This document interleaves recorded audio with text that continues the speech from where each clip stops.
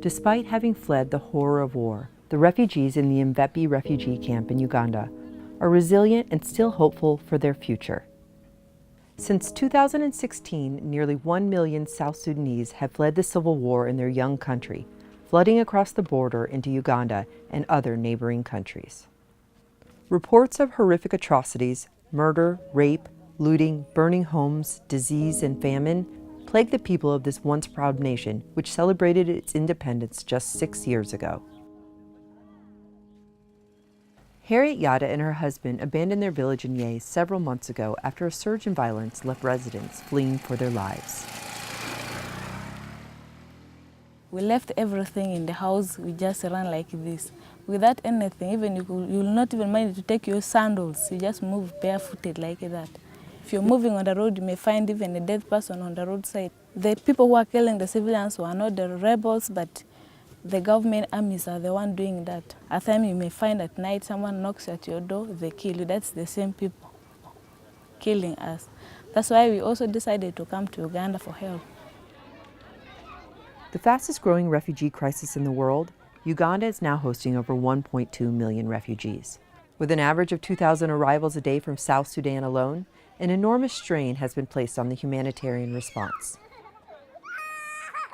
We are very grateful for everything that the people and the authorities in this region have been doing. Thank you. Because without your generosity, these people would be in a horrible situation. And thanks, I know the pressure and the impact and the problems this is causing, but we are very, very grateful. And we hope the international... In South Sudan, 6 million people are struggling to find the food that they need to survive.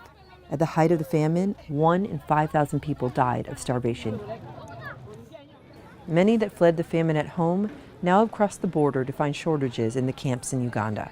Due to overwhelming numbers, food rations were reportedly cut in half. We are living in the village, we could dig and get the food. But now here you also know this one. The place is all rocky, how can we dig? But here what is really making us at least to think also of going back is the food issue. It has not reached 1 month. We are even thinking of going back so that we shall be killed by the guns, but it's also very difficult. It's painful. Like Harriet, Edward and his family were fortunate to escape the violence. Sadly, 5 of his brothers were murdered when returning home to bring food back to the bush. There's rampant killing that was going on. There's rape. There's adoption of young children into the army. Food insecurity, of course, is already part of violence. Edward had a well-paying job supporting a family of 6 through his work as a supervisor with the Norwegian People's Aid in the capital of Juba. When hostilities got too high for the family in Ye, Edward set a plan into action to meet them in Uganda. I cannot be enjoying good money while I'm losing my children. So I better leave the money and I come to sit with my children and take care of them. They have to be safe. Money cannot buy life. Many of the refugees are arriving from Ye, once known to be the breadbasket of South Sudan. Now, due to a surge in violence, nearly 70% of the population there is displaced. In Ye, people were not used to aidings like UNHCR giving food because people produce their own food. But because of the insecurity and even food that they started producing, all this food had been left because of the threat. Once you go back to collect your food, you will definitely be killed. The primary responsibility for the protection of civilians rests with the South Sudanese government, along with its armed forces who acknowledge the challenge. The SPLA is there to facilitate, to provide security. This is an obligation for the SPLA to see to that civilians are protected. War is ugly, at any capacity. When there is war, there must be displacement. There must be those who are caught up in crossfire. There must be victims. There will be those who would not be able to access, their farms as it used to be. Dominique says those who disrupt the peace process by committing acts of violence against the community should be held accountable.